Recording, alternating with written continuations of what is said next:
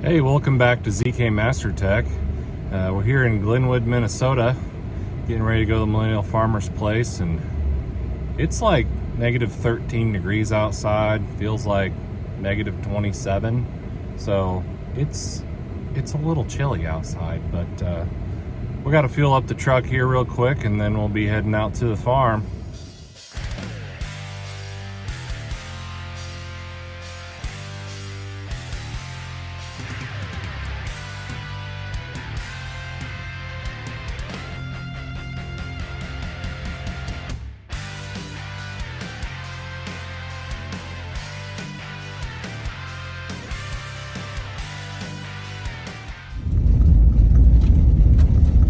We found it. We still haven't had a chance to clean our sketchy windshield. There's no squeegees at the gas stations, and our windshield nozzles are froze up.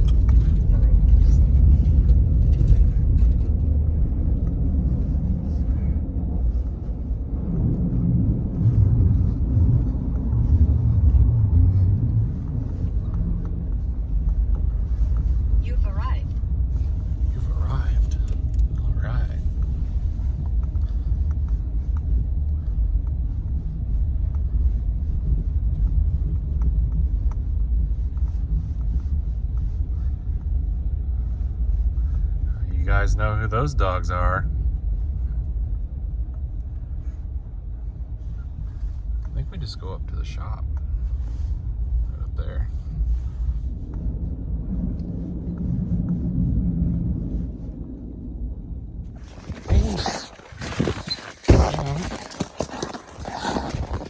How you doing this morning? You cold?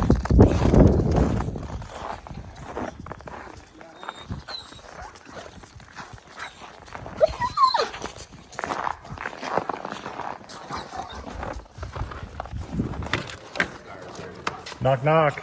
Knock, knock. I already almost got my hands a little bit dirty. Uh-oh. It's been terrifying. How's it going? Good, man. Good. Good to meet you. Caleb? Caleb, good to meet you. Sir. Awesome. Obviously, I got it in. I'm waiting for that truck to charge because, as usual, the batteries are dead on it. Won't start. It's got bad batteries. We got new ones there. We just don't have them in, but we'll get that truck started. I suppose get the planter hooked up, and then we'll just open it up and crank the heat up in here. Okay. So the first thing we noticed is we need to switch the hooks on the hitch because they're not the right size. So we disconnected the planter from the tractor, got it back in. We got forks on the skid steer here to where we can go ahead and support this hitch. We're going to take this pin out, take these pins out, and then we'll slide this hitch back on the forks. And then we're going to swap these hooks out right here because these are too big for the pins on the planter. So we need to make sure we get those swapped out. And once we get that done, then where's that generator? Here's the generator here. So we're going to take this generator apart and show you guys how to service that unit there. And then we'll get it installed back on the tractor. And then we can finally hook back up to the planter. And then we'll go over the planter and all that stuff. So let's get that done.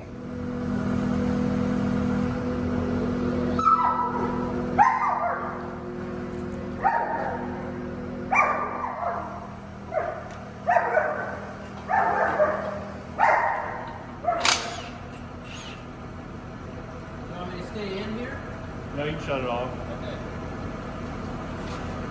You're gonna need a big hammer though. That's the big ones.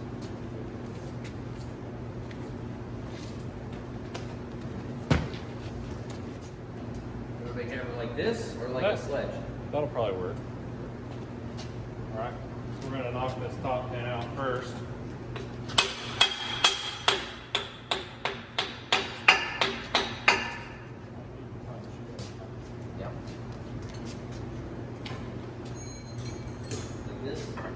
Yeah, that'll work.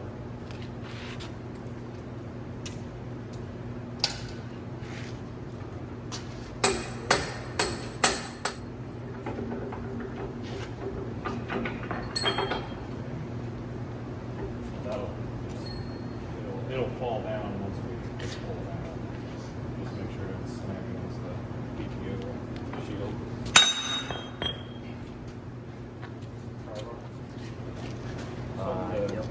started and we'll fry it out.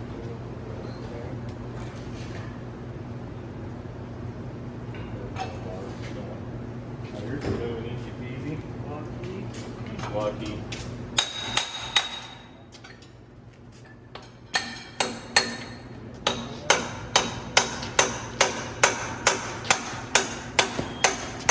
Where to put my camera?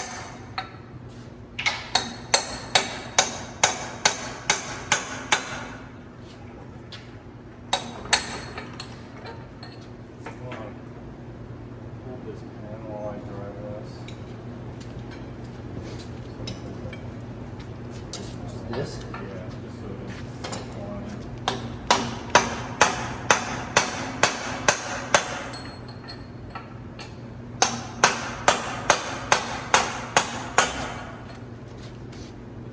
Yeah. So then this has the different category on it? Mm-hmm. Yeah, you just flip it around. It's out of sight, out of mind. Yeah.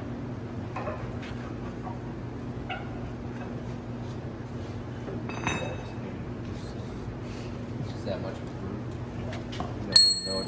I bring in for the heavy work. That's what I'm here for. So this slides. Yep. Hold that and I'll pull this.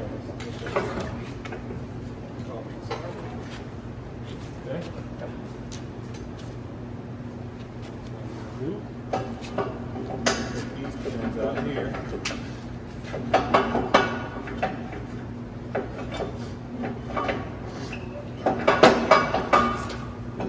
See, this goes out the back.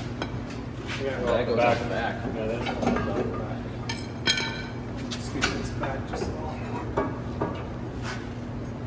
Trying to work free where she would come out. A bunch of stuff. So, yeah. We were sitting on this one. We need that one. We need this one. Just need the smaller groove. Yeah. It's never been used.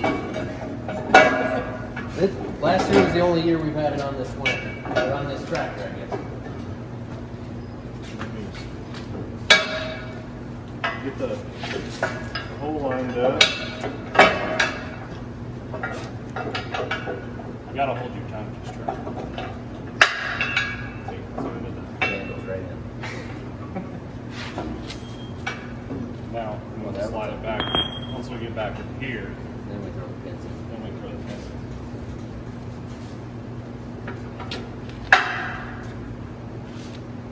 Hope you're done this right. Need persuasion.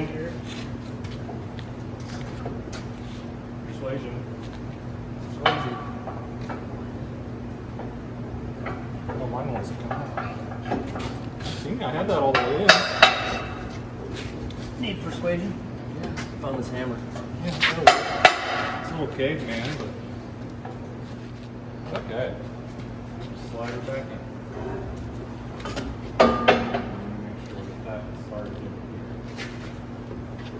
as we're coming back.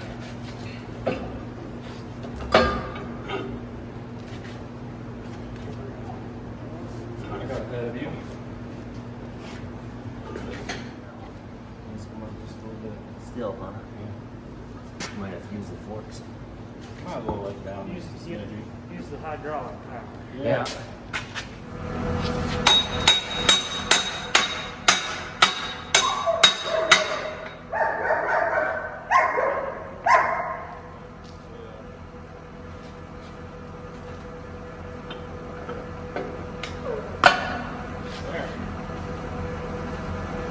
Sometimes they can be really stubborn.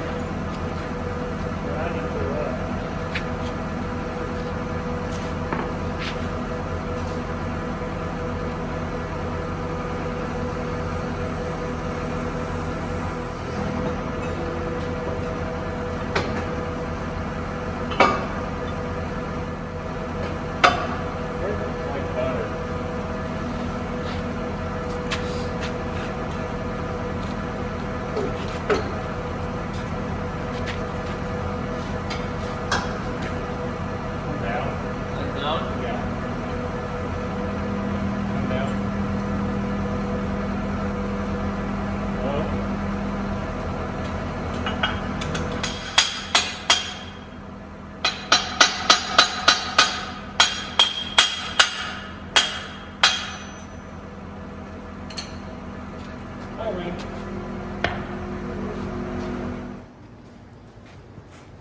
Now you put your bolt back in.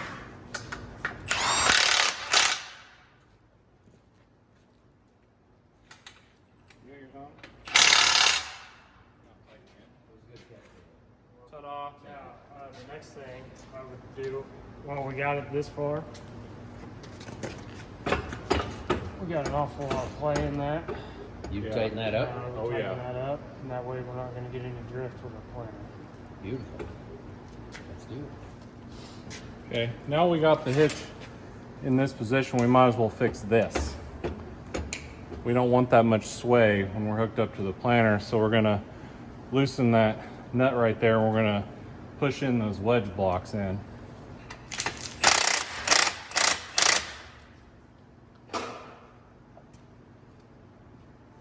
What you want, man.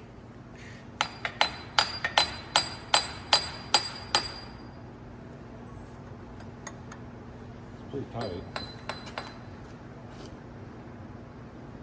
Suppose that'll increase a little, tighten it. There?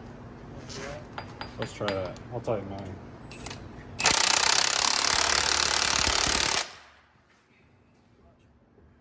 You want a little bit. You don't want it to be just dead solid. You gotta add a little bit of play in there. Lots better. A lot better? Sweet. Okay, now that we got the hitch done, we're gonna go ahead and get this generator ready to go, and Caleb's gonna go over what this thing is and why we need it. All right, this big guy here is our 56 volt generator. What this is used for is to power the electric motors on the planter. So we'll have an electric motor turning the meter, and we'll have an electric motor turning the brush. So this is going to be our 56 volt PTO driven generator that's going to power those. So when you're talking about servicing this, we want to be doing this once a year before we go to the field. We're going to take these 3 bolts out, and we're going to separate this actual generator from the gearbox itself. Once we get that separated, we're going to come over here to this plug. We're going to pull this plug out, and then we're going to tip this whole unit upside down, and we're going to drain the oil out of it. Once we get all the oil drained out of it, we're going to set it up just like it is on the flats, and we're going to fill this up with regular high guard until the oil runs out of that hole. Pretty critical that we get this service. That's going to help keep it cool and keep all the gears and stuff in there lubricated. One word of caution when you're messing with one of these. Right down here, we have a temp sensor, and that guy is right in the way, so when you tip this guy over, you're going to break him. Looks fragile. Yeah. So when you're taking him on and off the tractor, once again, want to be very, very careful that we always know where this guy is at. So we'll go ahead and get started on that. So we're going to flip him up, paying attention to where our temp sensor is at all times. Just going to take these bolts loose. Those are 18 millimeter. 18 millimeter, correct.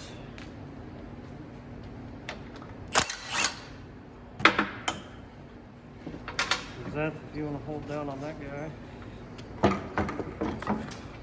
Came out. Easier to pop. All right, so there's your generator unit, 56 volt. We'll set him off to the side for now.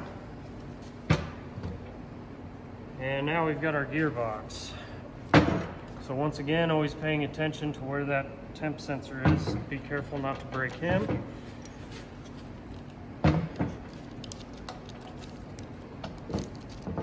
I could see how that could just tip over and snap that off. Yeah, it's pretty easy to do.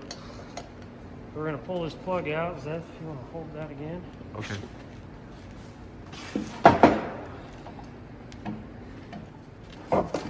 We're just gonna turn this guy over and drain all the high guard that's currently in there. Let this guy set for a little bit and drain out. It looks pretty clean. Good, very good. Does it normally look clean after some hours? Yeah, that's really clean. All right.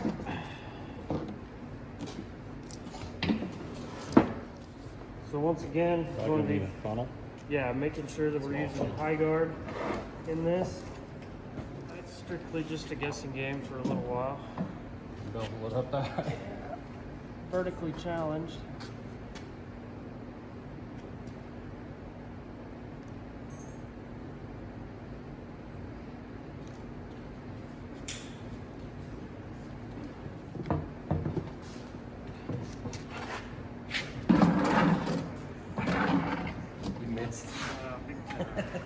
we got oil coming up out of the hole, so that's all we need. Check our levels, so we'll go ahead and put our cap back in. See, it's sitting on these flats right here.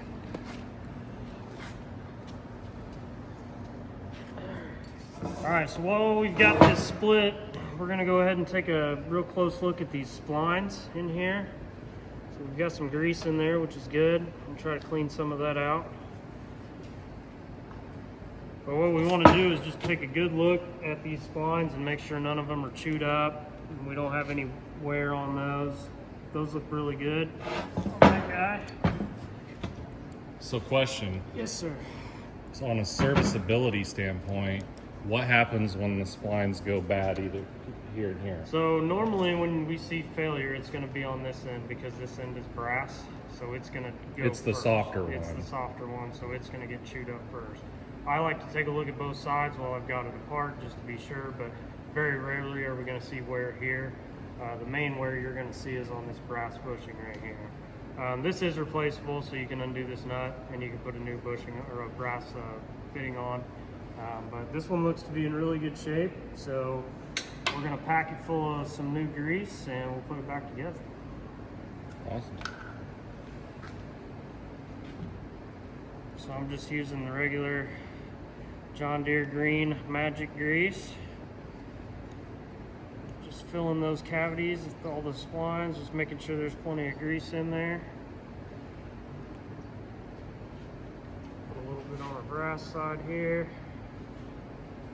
And that's going to help keep some of that wear down on that brass, on those brass teeth. So, I have a question. yes, sir. As deep as this is, why do they only run the splines about a 1/4 inch deep? Is it because they want one side to fail if it needs to? Yes. So this is the fail-safe. Okay. On this part. So if we have a failure, we want it to be this little piece right here, not in here. Sure. Because if those splines were deeper, then it's going to be harder to break that piece, Yep. and then it's going to end up Gonna breaking break that stuff piece. there. Yeah. So they purposely made that the weak point. Correct. Yeah, this is like your shear protection. Sure. And then we're just gonna slide this guy in. There's only one way it can go on, the way the bolts are. Yep. And then you'll just feel him snap down in there, and you are good to go. No Loctite on the bolts or anything. Loctite, no.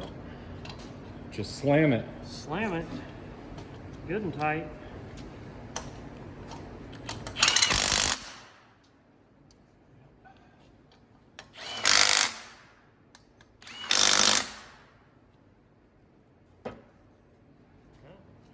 Just like that. Now we can get this generator installed on the PTO. I went ahead and put a little bit of grease on these splines as well. Not critical that you do that. It's just going to aid with lining it up and making sure it's lubed when we slide it on there. So I'm just going to pick this guy up. Put him over here. And once again, this is the time when you want to be really, really careful when knowing where that temp sensor is, because this is when she's going to break. I'm gonna hold this up.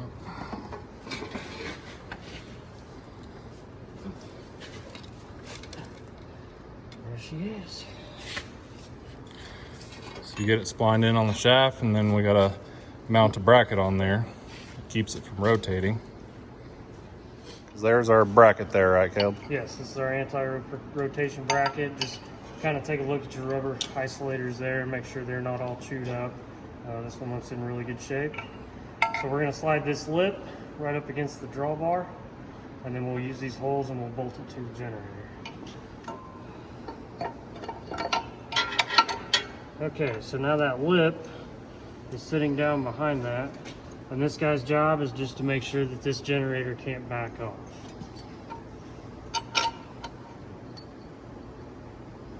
Alright, so we've got two holes on the generator anti-rotation bracket. One of them is just round, one of them is slotted.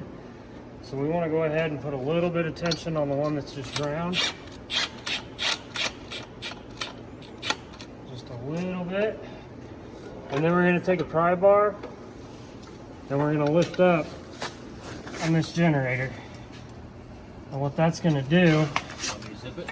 yeah, what that's going to do is kind of take some of that weight off that PTO so it's not hanging there.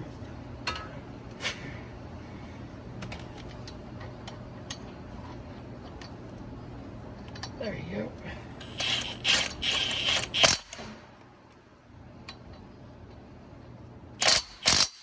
Perfect. So we got the tractor hooked up to the planter now, and now those pins fit a lot tighter and look a lot better. You know, the generator's done. Now Caleb's going to talk a little bit about this planter. All right, so what we got here is a 2013 model year 1770 NT. This particular planter has had a high-speed performance upgrade kit along with individual row unit hydraulic downforce. So originally this planter would have been a variable rate drive or a hydraulic drive planter, and they have installed the performance upgrade kit for high speed and IRHD or individual row unit hydraulic downforce. That can be done to any planter back to 2005 as long as it's an NT frame. Multiple different other options there, but as you can see, the high-speed row unit has been added, so a new shank, new gauge wheel arms, new gauge wheels. They do come with new openers as well. Everything from the W arm or the W bracket back is new in that kit, so you're getting basically all your high wear components brand new out of the box when you do one of these kits. Also with the RHD, what that's going to give you the ability to do is have individual row unit downforce, true individual row unit downforce. So right down in here, we have a sensor on every single one of these rows, and it is sensing margin. So in any point in time, you're going to have 24 different downforces on this planter, depending on what conditions in the field that you run into. So that's going to help with the even emergence, keeping that seed at a constant depth no matter what the conditions are in that field. So this is just kind of a brief overview of what we're doing here. We're going to jump into hooking this guy up with electrical and hydraulic hookups, and then we'll dive into actually tearing one of these row units apart. All right, now we're going to talk about hookups, the hydraulic and the electrical. Take it away. Yep, so first thing, we want to go over just our SCV layout here. So normally how we're going to hook this up, lift is going to be in number 1, so all of our lift and our fold functions will be number 1. Markers will be set up on number 2. Vac will be on 3 and 4. Now down here we have our power beyond couplers. We're going to plug our row unit downforce into those. They do not need to be controlled with an SCV, so they're fine to go ahead and plug into power beyond. So I'm going to drag some hoses over here and we'll get started. We're going to take that mess and plug it into that. Wonderful. You like to go under the hitch. I do. It keeps your hoses out of a bind when the hitch is all the way up in the air. All right, so now we're just going to start picking these guys out and seeing where they go. So the first one I'm seeing here, this is going to be our pressure side for our hydraulic downforce. We know that because it's got the red tag on it, and that's going to indicate pressure. So we're going to come in, take our cap off of our pressure port. If you don't have the caps on there, if you look down in here, you're actually going to see a stamping that says either P or R on your coupler. So just make sure that you're going into a pressure and a return port. So good thing we checked, because this red cap, which is typically a pressure port, is actually a return port on this one. So we will actually need to get pressure up into here, but we're going to need to get that cleaned out. Gotcha. Brake clean? Yeah, that worked. All right, so we got our pressure coupler all cleaned out. So we're going to take our pressure hose for our hydraulic downforce. We're going to plug him into the pressure side, power beyond. Make sure he's locked in. We can't pull him out. The next one I'm going to go for is our return side of our hydraulic downforce, and we know that because we have the black label with the arrow pointing out. So we're going to plug him into our return port. Make sure he's locked in. Good. Next one I want to go for is the K-strain hose. So we can tell it's the K-strain because it has the flat face fitting on it, and that is going to go to our flat face K-strain on our tractor. So the purpose of the K-strain is we're running 2 vac motors and a CCS motor on this planter. Anytime you're running a hydraulic motor, you're going to have some inherent leakage, and that oil's got to have a place to go. So that's what this hose is doing. It's a very low pressure, pressure-free return hose. So flat face to flat face here. Just gonna push him in. Make sure he locks in there and can't come out. And that one actually has a release on it. Yeah, so when you want to take these off, you can just grab hold and pull and it will come out, but you're going to damage your coupler. So if you grab hold of this coupler and kind of push back a little bit, it will eject the hose right out, and that'll save you on your couplers. And it's just on the K-string. Just on the K-string, correct. The power beyonds, we're going to go, those will just be pulled out. All right, next one here. So all these planters should have tags on them that tell you what these hoses are doing. So this one here says frame pressure, and it is green. So this is going to be our pressure side for main frame lift. All of our fold functions are going to go through here. So we're going to plug our pressure side into our left side of our SCVs.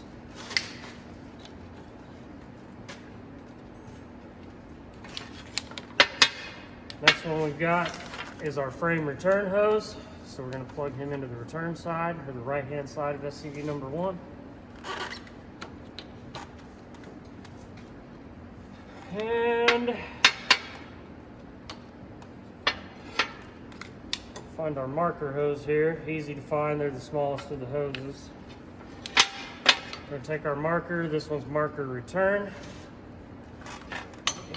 Get this off of there. No, we'll be all right. So marker return, plug him into number 2 on the return side.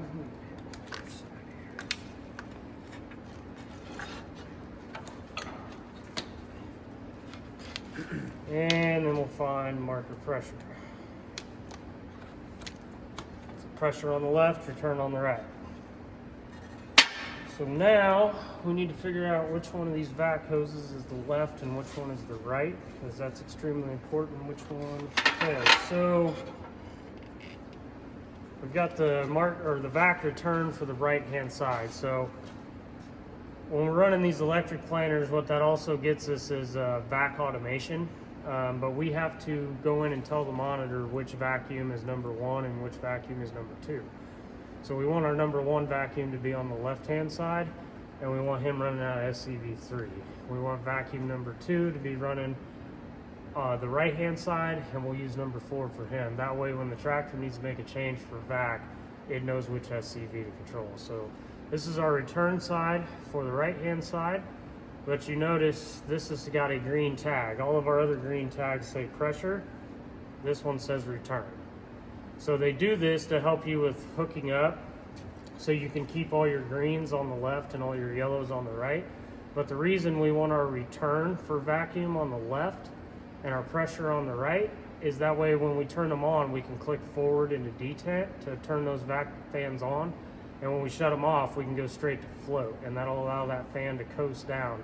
We don't want to just do a dead stop on that vac motor. We'll blow the seals out. So. Right, because you got to push the lever forward on this tractor to the continuous detent to get it flowing.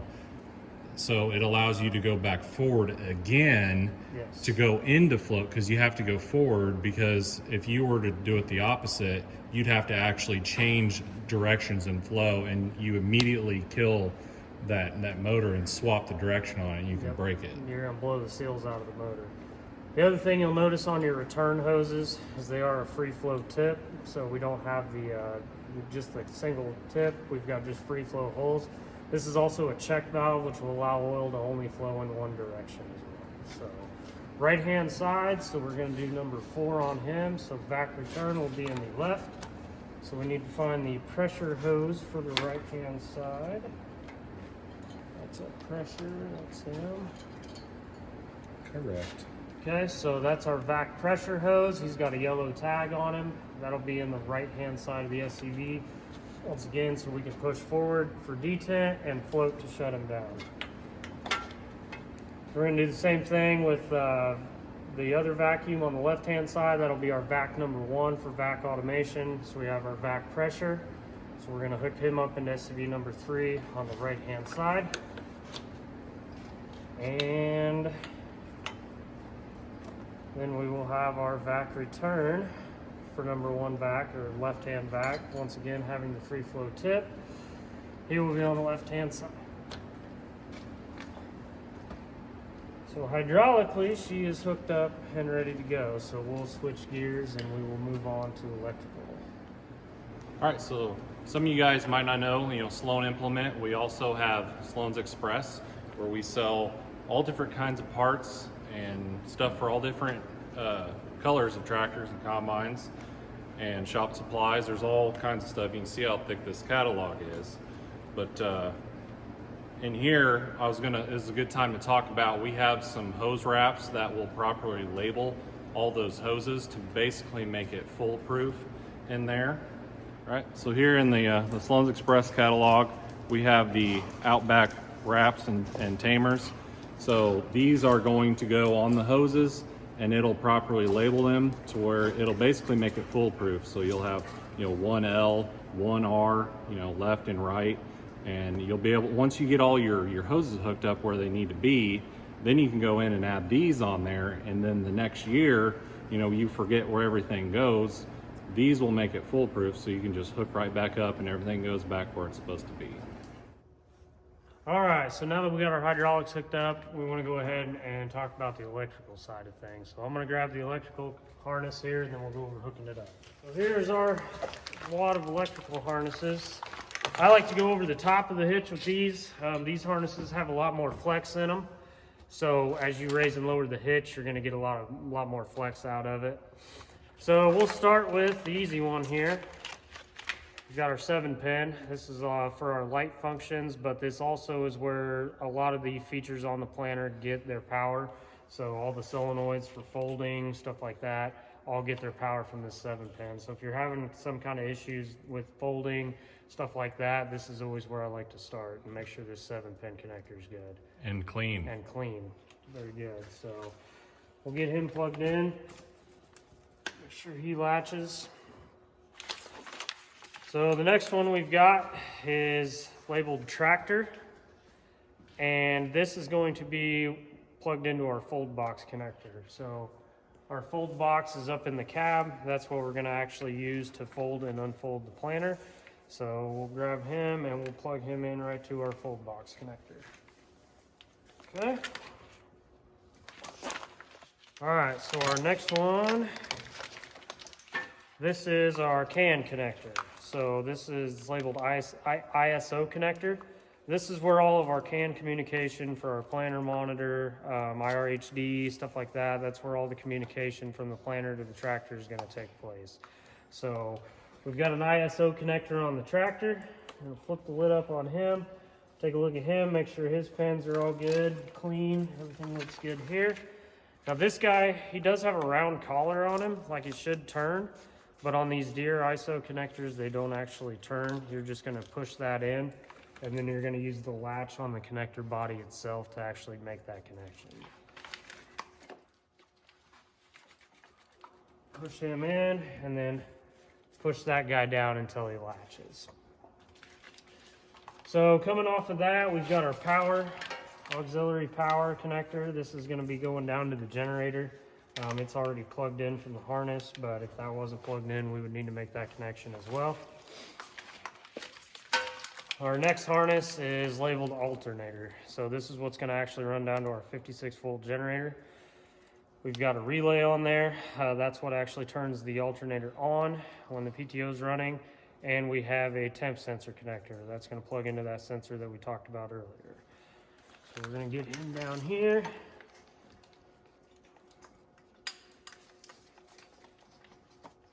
There's our main connector, and now we'll use our temp sensor connector, and there's our connector coming off of our actual temp sensor. So he's all out of the way. So you will have a couple other connectors on these harnesses, depending on what you're using. One of them is going to be an auxiliary service advisor power. That would be if you had a service advisor connection on the planter, you could run the battery on it. You would have another battery harness running up to the battery on the tractor. We don't have that on this planter. And then we do have the unswitched or foot and switch power. If you had a rate controller on this planter to run some type of fertilizer system, this would be where your foot switch plugs in. But we're not using that on this application, so we'll just get these tied back and out of the way. All right, so we've got all the electrical and hydraulics hooked up now. So we wanted to jump in the cab real quick, and we wanted to make sure that the planter was actually talking to the Gen 4 monitor. So this is our Gen 4 4600 monitor, and we know the planter's talking because we have our planter information down here. This is information being pulled off the planter. So if the planter wasn't talking to the tractor, we would not have this information down here. We also have our labels up top here. We've got planter summary. We've got planter details. That's kind of showing the entire planter on one page there. And then we also have our, back to our planter summary page. So we do know the planter's talking. We also have a seed star icon down here, which also tells me that everything's good to go electronically as far as communication. We are talking to the planter, so that's going to bring up our planter icon right there. Another good thing to always check, if you are using a fold box, we want to make sure, as long as we don't have seed in the tank, that we do have this low tank warning light on. That's going to tell me that my 7-pin's plugged in and working properly, and that all my wiring back to my solenoids at the valve block have 12 volts back there. So we look to be in pretty good shape here, so I think we're ready to get it unfolded and start tearing into her.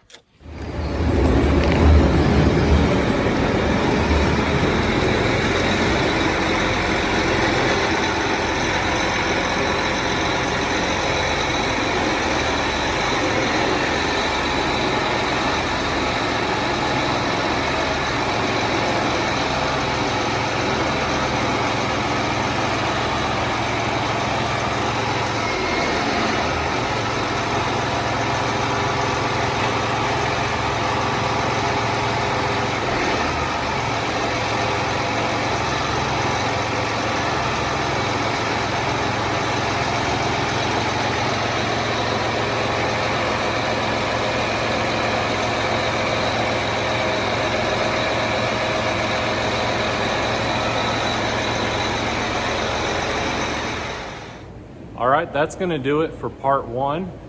Stick around for part two. We're gonna get into the actual row unit itself and go into the wear and maintenance items on the row units and what to look for. And then we'll go into the rest of the planter. We'll look at the hydraulic downforce and getting all that bled and getting it calibrated and all that stuff. So stick around for part two, and we're gonna go way more in depth into this planter in part two. In part three, we're gonna wrap up the tractor inspection, and Caleb's gonna finish up all the stuff he needs to do to the planter, and then we'll be done here.